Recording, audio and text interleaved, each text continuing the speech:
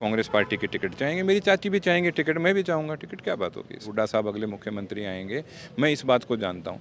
परिवार से परिवार टकराएगा आने वाले वक्त में 2024 में। मैं कांग्रेस ही हूँ, मैं तो कांग्रेस की टिकट चाहता हूँ। दोनों जिलों का नाम रोशन होना है तो उसका भी रास्ता तो शाम से जाता है।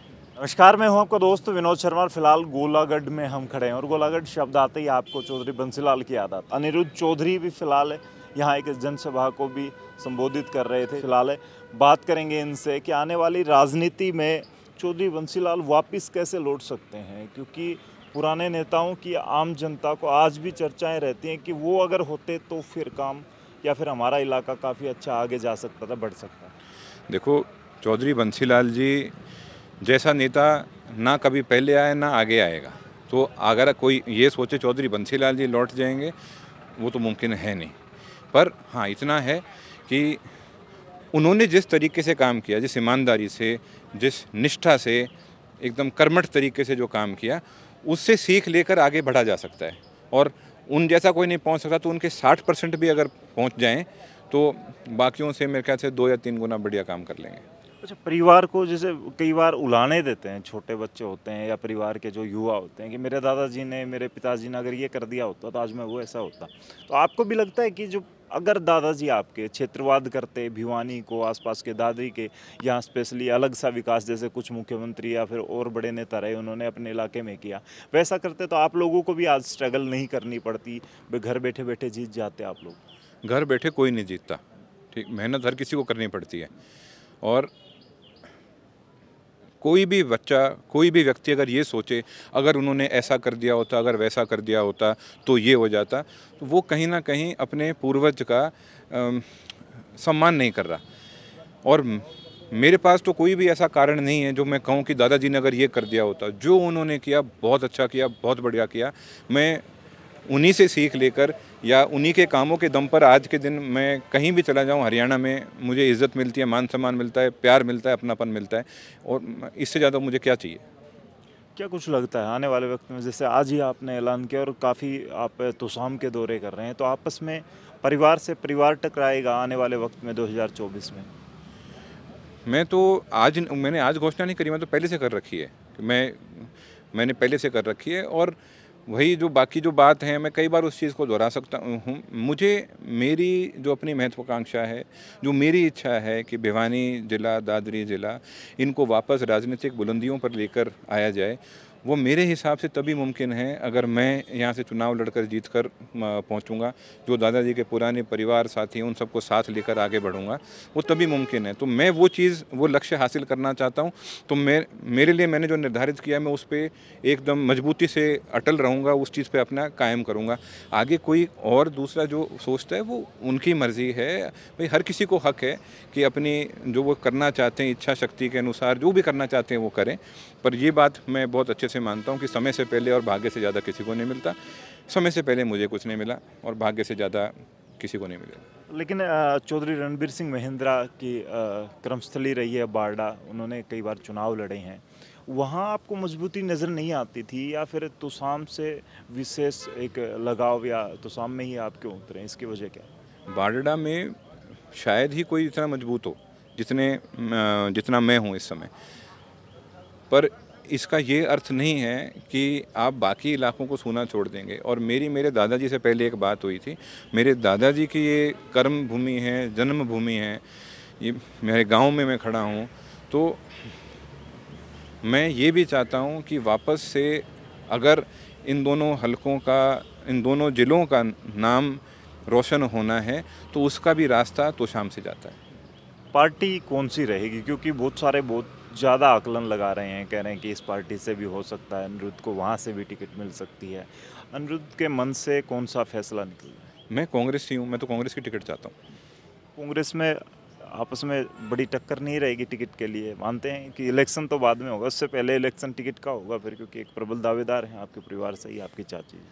तो कौन सा हल्का ऐसा नहीं है आज के दिन जहाँ पे टिकट की लड़ाई नहीं मचेगी कांग्रेस पार्टी, क्योंकि कांग्रेस की सरकार आनी है।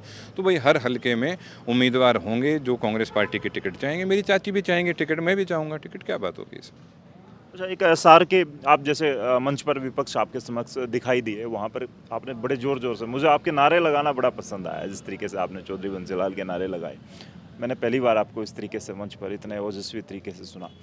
एक तो मंच वो था और दूसरी तरफ एसआर के गठित हो चुका है हरियाणा में, किरण सैलजा और रणदीप सुरजेवाला के एसआर के जी जी, आजकल उसको भी मीडिया ने नाम दे रखा है। तो क्या कुछ कहेंगे, ये जोड़ी हुड्डा जो गुट कहा जाता है उस पर भारी पड़ेगी, और उस पर अगर भारी पड़ी तो जो टिकटार थी हुड्डा पक्ष से या हुड्डा के आशीर्वाद से टिकट लेना चाहते हैं वो कमज़ोर पड़ेंगे? देखो ऐसा है, मैं आपको एक बात बताऊं कि आज के दिन उदय भान जी कांग्रेस के हरियाणा के प्रधान हैं। कांग्रेस लेजिस्लेटिव पार्टी के लीडर हुड्डा साहब हैं। ये दोनों पार्टी डिसिप्लिन के अनुसार साथ मिलकर हर जगह मेहनत कर रहे हैं। लोगों का बहुत ज़्यादा प्रेम मिला है। हर किसी की ज़ुबान पर इस समय है कि भाई हुड्डा साहब अगले मुख्यमंत्री आएंगे। मैं इस बात को जानता हूँ। साथ के साथ में सुरजेवाला जी, शैलजा जी या मेरी चाची जी, वो उनको भी अपने लिए जो मेहनत करनी है, उनको जो ठीक लगता है वो भी कर रहे हैं। तो इसमें मैं तो कुछ गलत नहीं समझता इस चीज़ को। लेकिन आज मैं कई बड़े जो राजनीतिक परिवार हैं उनसे बात करता हूँ, उनके जो नए चेहरे हैं उनसे बात करता हूँ उनसे, तो ये रहता है कि हुड्डा साहब बाद में आए, मुख्यमंत्री बाद में बने, वो इतने ऊंचे तक, उस लेवल तक पहुंच गए कि आप जैसे लोगों को वहां पर टिकट के लिए या उस गुट के साथ जुड़ना पड़ रहा है। चौधरी बंसीलाल का ऐसा नाम था जिसने हर इलाके में अपने कार्यकर्ता खड़े किए, काम इतना किया, लोह पुरुष, और उनको विकास पुरुष कहा जाता है। फिर भी ये परिवार की कमजोरी की वजह क्या मानते हैं कि इस लेवल पर नहीं आ सके कि एक तरफा आज कांग्रेस के सारे फैसले चौधरी बंसीलाल परिवार ले लेता? देखो, चौधरी बंसीलाल जी का परिवार, उसको आप कमज़ोर अगर जो भी आके, वो उसकी गलती होगी। मैं हूँ तो मैं मानता हूँ मेरा परिवार कमज़ोर नहीं है, पहली बात। दूसरी चीज़ क्या है कि आप कह रहे हो किसके साथ जुड़ना पड़ा, उसके साथ जुड़ना पड़ा। एक चीज़ मैं आपको सबको आज आपके इस चैनल के माध्यम से बताना चाहता हूँ कि पार्टी, कोई भी पार्टी हो, वो एक कड़ी होती है। सारे लोग मिलकर, एक विचारधारा के लोग साथ मिलकर किसी एक लक्ष्य के प्रति आगे बढ़ते हैं। तो हर एक की अपनी सोच की बात है। कोई सोचे कि आज इनके साथ मिलना पड़ा, उनके साथ मिलना पड़ा, पर मैं अगर मेरे पिताजी का उदाहरण दूं, शायद सबसे पुराने कांग्रेसी, सबसे सीनियर कांग्रेसी शायद मेरे पिताजी हैं। लोग आए, कांग्रेस छोड़े, चले गए, लोगों ने कांग्रेस में रहकर दूसरों की मदद कर दी, पर उनसे मतलब जिनके पिताजी खुद मुख्यमंत्री खुद की पार्टी से हों, उसके बाद उनसे परमिशन लेकर और उनको बताकर कांग्रेस पार्टी में बने रहे। तो मेरे हिसाब से ये बस ये जो भी इस तरह की बात बोलता है, ये सोच का फ़र्क है, नज़रिए का फ़र्क है। तो पिताजी मेरे और हम कांग्रेस पार्टी से जुड़े हुए हैं। अब कांग्रेस पार्टी के अंदर अगर पद पर उदय भान जी हैं, तो आपको उस पद की गरिमा समझकर आपको वो इज़्ज़त देनी पड़ेगी। अगर मैं किसी भी न्यूज़ चैनल की अगर मैं बात करूं, तो जो भी रिपोर्टर होगा उसको अपने एडिटर के को जो उसकी पोजीशन की रिस्पेक्ट है वो देनी पड़ेगी। वही बात है। अब इसको बात को तोड़ मरोड़ कर दूसरे तरीके से बताने की कोशिश कोई करे, वो उनकी सोच की बात है। अच्छा, इतना लेट फैसला क्यों रहा चुनाव में आने का? क्योंकि चौधरी बंसीलाल के बाद उम्मीद ही थी, जो कार्यकर्ता आज यहाँ पर सैकड़ों हजारों की संख्या में खड़े होते हैं, उनको कि परिवार से आप पे निगाहें काफ़ी वर्षों से थी। इतना लेट फैसला क्यों लिया गया? मैं तो हमेशा से एक बात कहता था कि जब तक मेरे पिताजी चुनाव लड़ेंगे, मैं उनके वर्कर की तरह काम करूँगा।